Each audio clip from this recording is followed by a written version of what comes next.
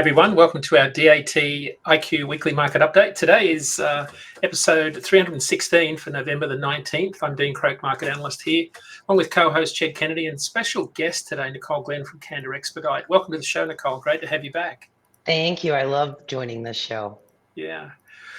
Before we get going, Nicole, Ched, hurricane season, we've got another couple of weeks to go, and you've got another one brewing out there in the Gulf. What's the current forecast today? I think it's fizzled out, so I think we're out of the woods. So hopefully in the next couple of weeks breeze by and we don't have anything else brewing down there. But yeah, it was a little bit of a scare last week watching that thing heat up, but I think it's fizzled out since then. Yeah. That's great news. Yeah. That's great news. Yeah.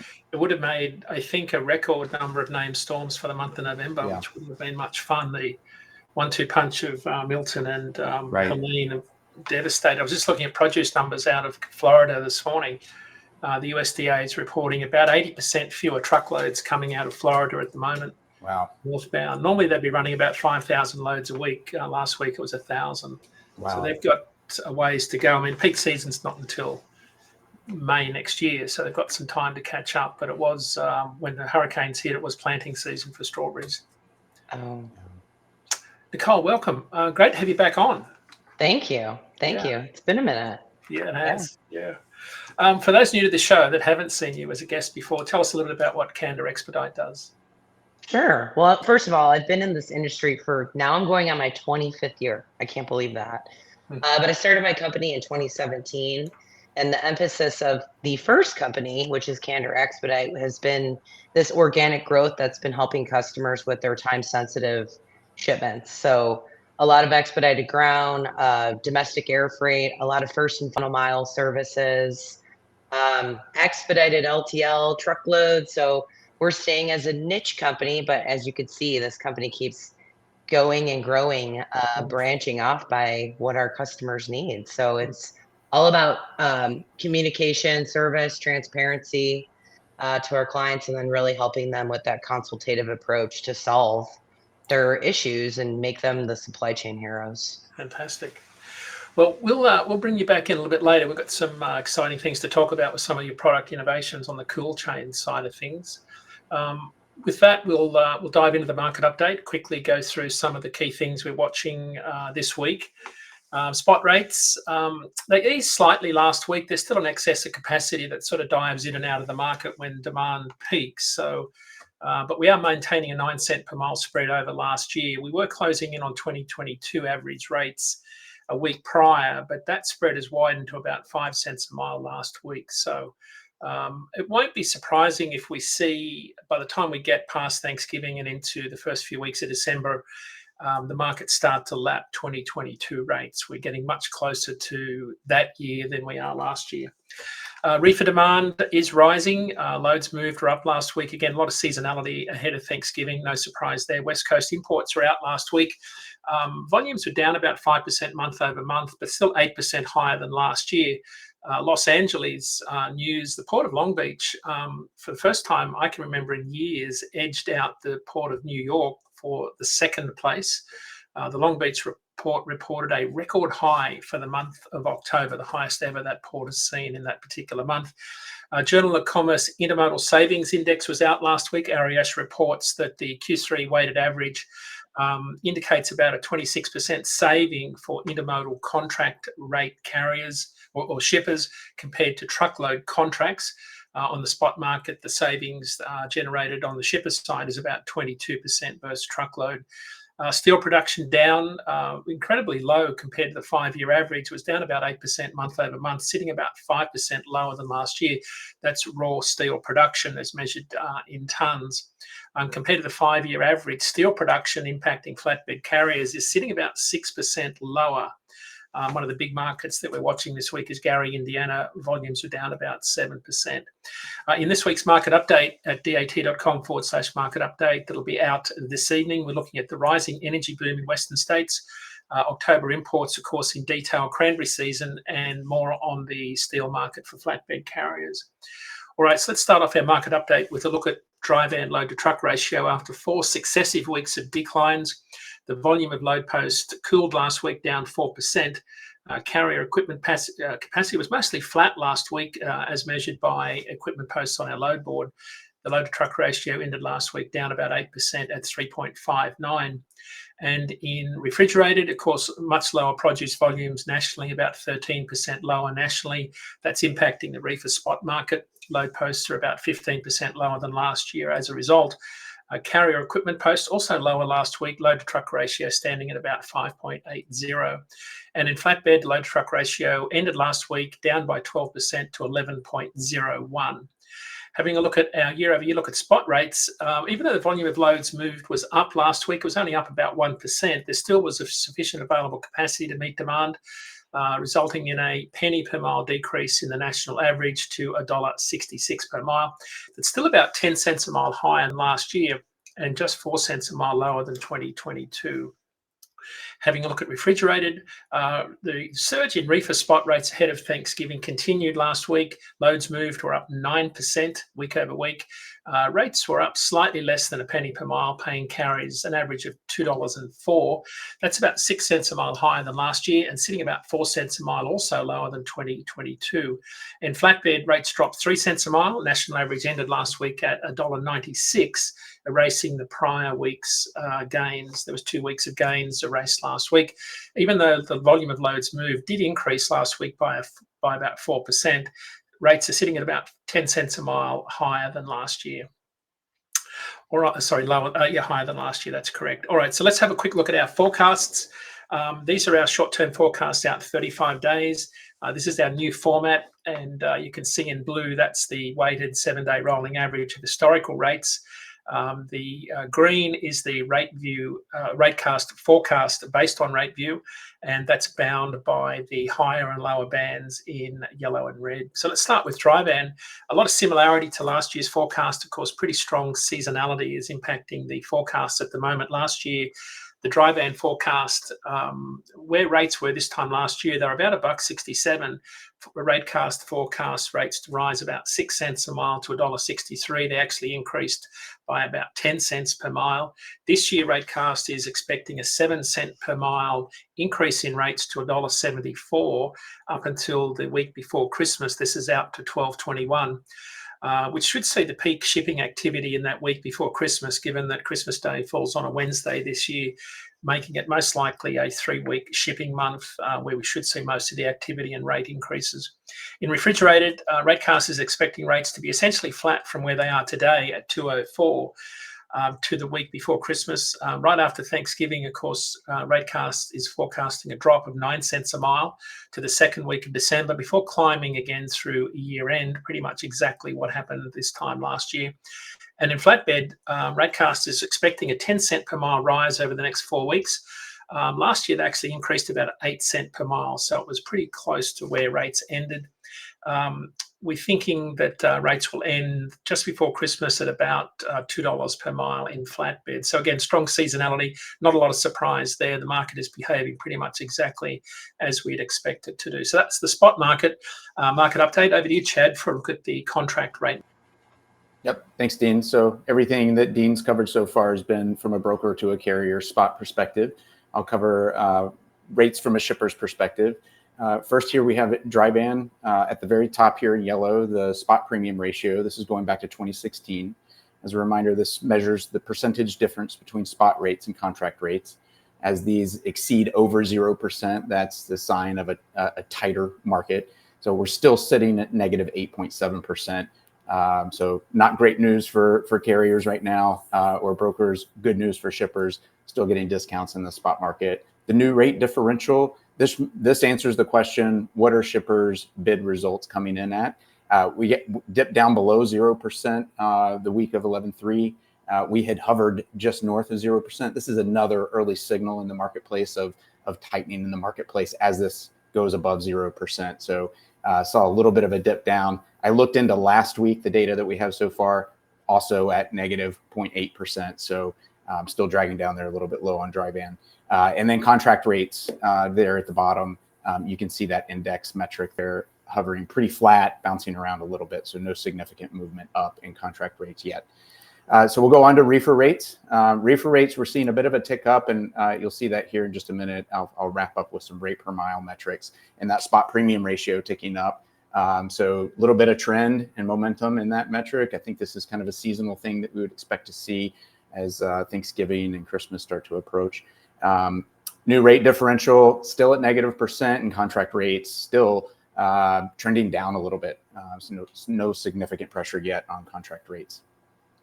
And then finally, flatbed, highly variable as we would expect with seasonal flatbed rates. No significant signals here yet of any tightening in the marketplace on any of the three metrics.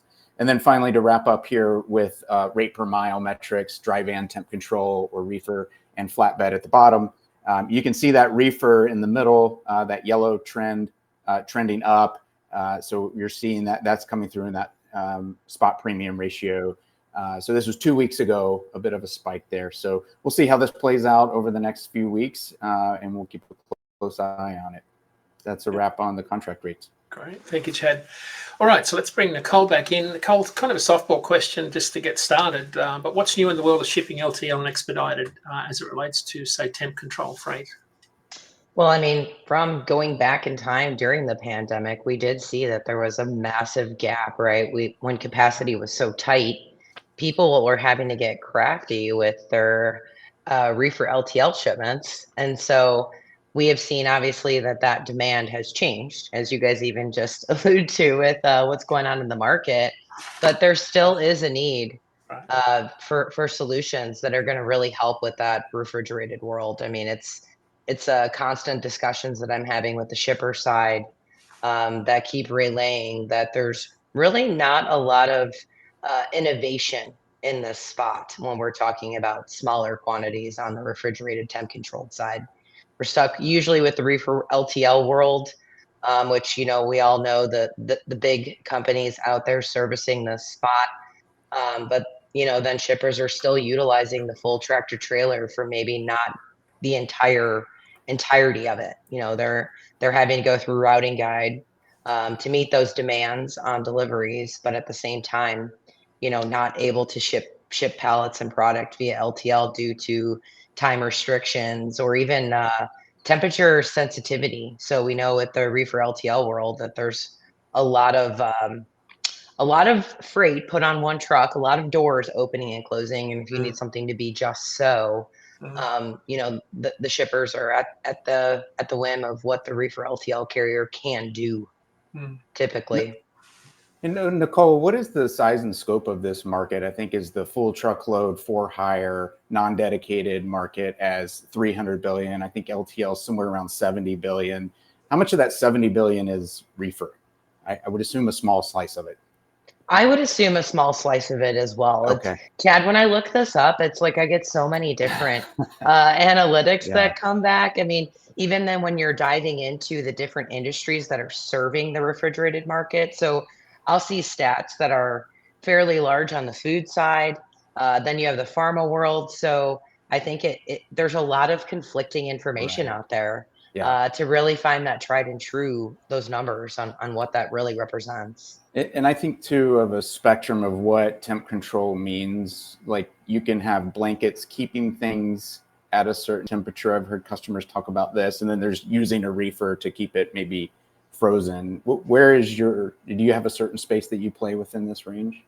Well, actually it's a new technology that's focused on really any temperature. So we have a pallet solution. Let me start there. Okay. We have a pallet and box solution that holds the temperature. It's designed for maintaining that. So inside there are what are called PCM panels, and those come in different temperature ranges. So we'll have our -10 temperature range that goes all the way up to 0, and also can maintain just your standard, you know, 33 degrees, 32 degrees. We have all these different panels that we place inside. So that whole range is across the entire spectrum up to 70 degrees.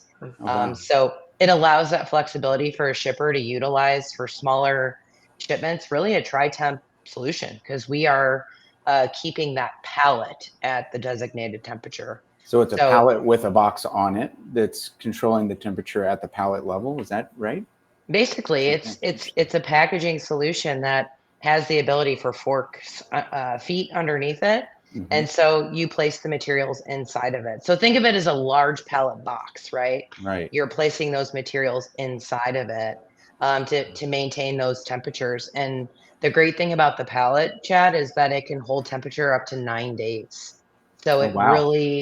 it really brings a different game to the marketplace on the reefer LTL side, It's like because the there's really Yeti. there's not a spot in the country you can't reach within that 9 day Right. time frame, or Yeah. air freight. So it's a very different technology and approach. There's a lot of companies out there currently today that offer a PCM panel, but it's more in a smaller box size. So that could be for samples, a carton. But when we stepped into this space, we wanted something that would fulfill the need for the food shipper. And so we designed this pallet to hold, a higher volume. So it's something new to the market. Right. Is it disposable, or do you pull them and recycle them? How does that work? It's completely sustainable. So all the materials for it are made from recycled goods, and then we utilize that same pallet over and over again, and then we wow. clean and condition. Okay. So there is reverse logistics Yeah. to every delivery that we make. But again, when you're launching a new product and trying to change the way and kind of disrupt the industry a little bit, you roll those things out in phases. So the marketplace that we're playing in today is to really help like a local distribution, make those multi-stop deliveries, or to service a local regional area. But as it continually grows and we continually build out these different depots, the concept will really to be to solve some of those reefer LTL issues that I've heard about being in this industry for so long. Right. So now, do you paint your pallets red or blue? Neither. They're actually, I know, I get that joke. They're actually like a material that is like a harder, like corrugate plastic. So it has a beautiful blue logo on it. Okay. How's that? Cool. Yes. Cool. Yes. Well, that's a unique solution. That's cool. Yes. Yes. Yeah. Hey, Nicole, talk about the temperature readings, GPS tracking, things like that to address the cold chain, the sort of the maintaining of this continuous cold chain data stream. Sure. So that is one of the big problems that's still happening, even when we're talking on the full truckload side. When you make a delivery to, say, a distribution or an end user, they usually don't require that temp readout, right? So you're depending upon the carrier as well as the shipper to maintain that temperature without truly knowing, if it really ran through the custody the right way, as well as what that temperature maintenance is. And then when you're starting to develop, a smaller product to solve an issue for someone, it's really having that visibility. And I think we're seeing that across the board in really every mode and method of transportation. Shippers want to know, where's my product? And especially on the temperature side, having that ability to see that temperature live and continuously is ultimately a game changer. So we have what's called the Orca Cloud technology, which per pallet, per box, you're able to go on a portal and see that technology really with where is that box or pallet within a 1 mile radius, as well as what is that temperature and how is that maintaining. So that way, if something goes wrong, at least you can be proactive when you start watching that temperature rise, or you can see if someone is maybe, touching the freight, opening the lid, right? You'll be able to see if there's tampering, if a temperature's upticking. Right. So I think shippers want to see, what is really happening with their shipments, at least on where they are. And I think the temperature reading live is definitely an added plus. I would think that would help with cargo theft some too, right? Yeah. Absolutely. Yeah. Do shippers through the Orca portal have the ability to set tolerances? So if temperature moves X degrees, it sets off an alert, for example? It does. So it would go via text message, email. It hits the customer as well as the driver and our team.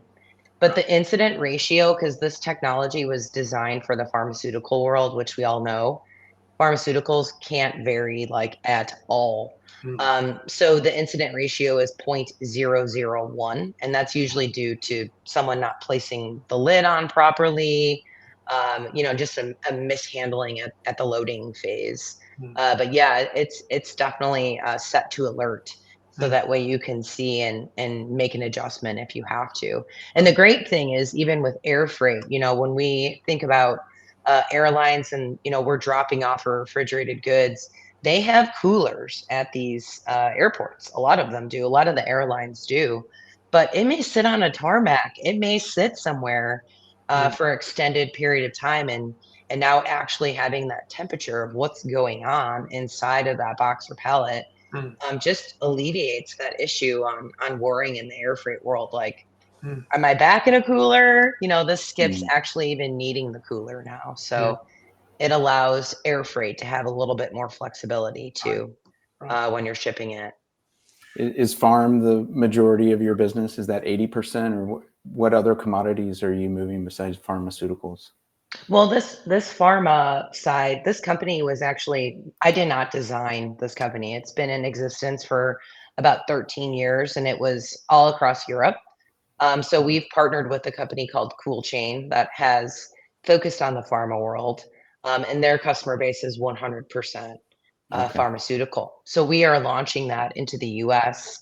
The first phase of this introduction, since I've been in the food industry since 2008, was to really designate and build some sort of solution that would be for food shippers, distribution companies. And one of the great things too is allowing some of these startup companies. We're seeing a lot of pop-ups, whether it's meal kits or different things that people want at home. It's allowing companies now to have a reduced order minimum, because that was one of the problems that I would see with my current client base. They wanted to service certain companies, but they would say, hey, we have a 2 or 3 pallet minimum. And some of these companies weren't able to do that with inventory levels on what they needed.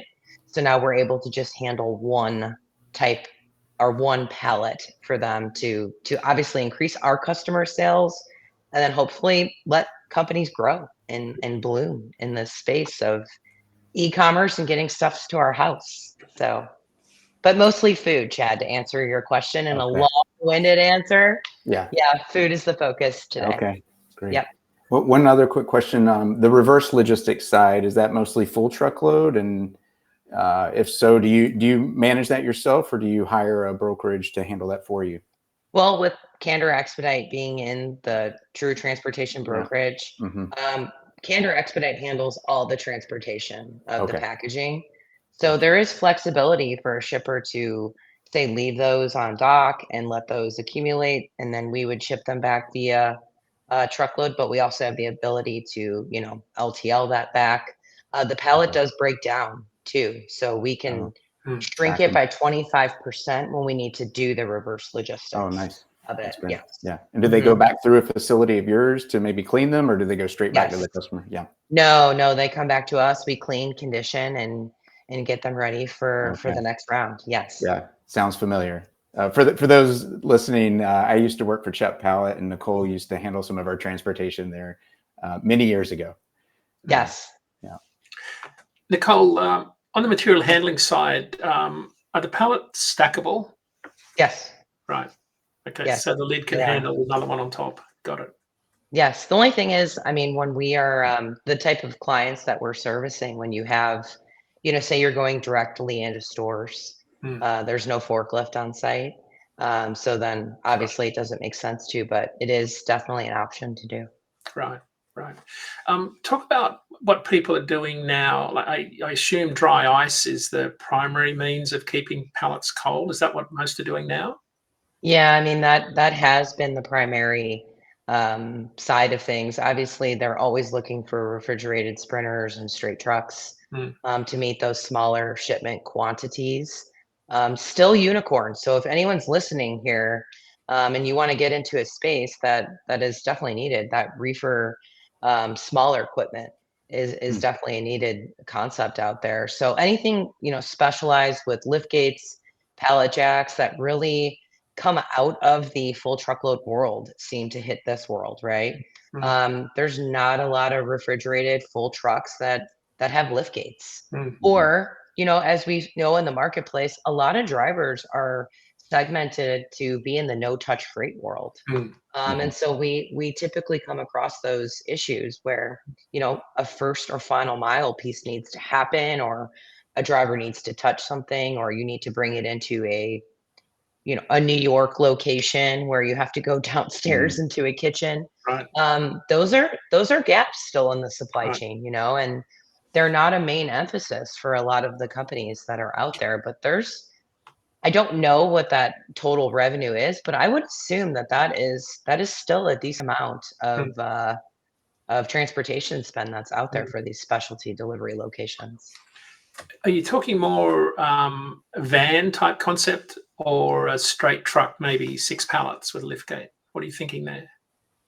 Either one, really, Dean. I mean, the hard part with the reefer sprinter vans, because when I first started Candor Expedite, I wanted to get into that space. I did a ton of research. The insulation for the refrigerated sprinters, very challenging to get to the really low temps. What I had seen was everything was kind of in the safe zone between 36 degrees, somewhere in there, 34, 36. So it was really challenging if you have small quantities that really need to maintain that -10 or 0. But even on the straight truck side, I mean, you can get colder in those units. Right.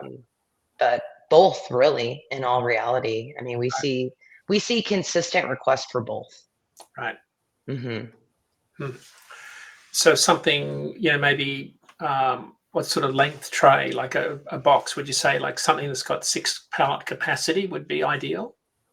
Yeah, I mean, that, or even the 12, 26 foot would be great. Obviously, when you're looking at refrigerated goods, they typically tend to be denser. I mean, I know that there's a lot of products in the marketplace like French fries and stuff that are going to be light and airy. But typically you're shipping meats and you're shipping things that tend to have more weight. Ice cream, these things are heavier. And so to have that capacity to handle higher weights, I think would be important in the straight truck world if you're going to go out to purchase or lease a unit. Right. On the other side of your business, just with sort of general freight in the expedited world, what have you seen this year? Because last time we spoke, things were not looking so good, and that might have been nearly a year ago. What's this year been like? Well, for us, it's been ultimately the same. This is what I call the year of grit for any company and any company owner. So for us, I mean, we've been able to maintain those revenues that we had done in the past, actually 2 years. But what we're seeing is that we have to consistently make concessions on margin. Right. So again, same volume of shipments that we've seen, but at the same time, it's just work harder for it. And not make as much money to move those shipments around, but the requests are still there. We're still seeing a lot of that short lead shipping. Again, there's a lot of times too that we'll have an influx of quotes, and there are times that even the trailer world is actually more competitive than the straight truck world. So right now it is a shipper's market, so they're able to utilize that tractor trailer to make those deliveries at the rates per mile that we had made mention, right?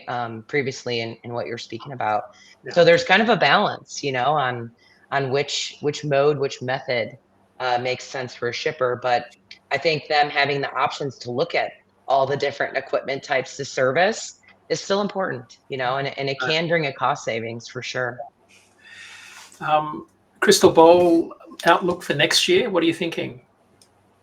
Grind year part 3. Grit to grind. What about the back? I mean, what about the back half? Are you expecting some tightening in the back half of next year?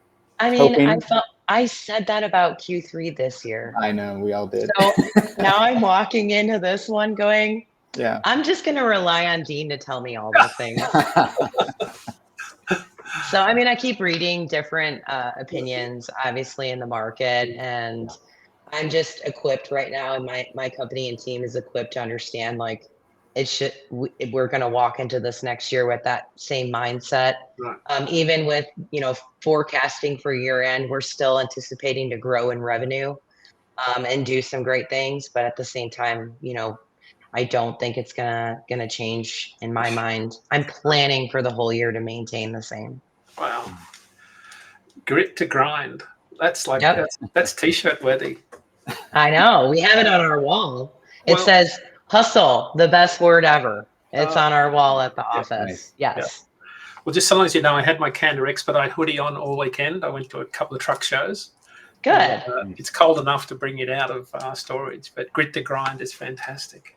Yep. Love that. I should have that put on a shirt. My team would love it. Yeah. Mhm. I think that sums up, Chad, pretty much how we're looking at the year from a economics perspective, right? Forecasting grit to grind sounds like. Yeah, I can see an article with that title coming out Yep. soon. Yep. Yep. Yeah. Best practices. I've already Right. made- Prepare for the worst and hope for the best. That's a good strategy for next year, I think, for most carriers and brokers. Yeah. All right, Nicole, before we go, how can people get in contact with you and learn more about your temp-controlled reusable product? Well, we're still building the website, so you would have to go to the standard Candor Expedite website. So it's just Candor EXP, like Paul.com. And then you'll see a tab for food chain. We also, I'm always live and active on LinkedIn. So if you're in the market to ask for a demo, feel free to reach out to me on LinkedIn and we can host a conversation and I can teach you more. There is a brochure right on the website as well for download, which will show you all the goodies on how this operates. Okay, thank you. Well, great to have you on. A couple of shout outs this week. Chris Kaplis on Freightbine is talking to Tim Denoyer at Act Research, talking about the current market. He's the author of the Cash Shipments Index that just came out today, shows volumes are down again. On next week's show, good friend and macro economist Anthony Smith is with us talking about truckload economics. Make sure you sign up to the alerts for the show and subscribe to our channel, DAT Freight and Analytics. And with that, another show is in the books. Thanks, Nicole. Be safe, be nice to everybody, and we'll see you again next week at 10 a.m. Eastern, 7 a.m. Pacific. Thank you.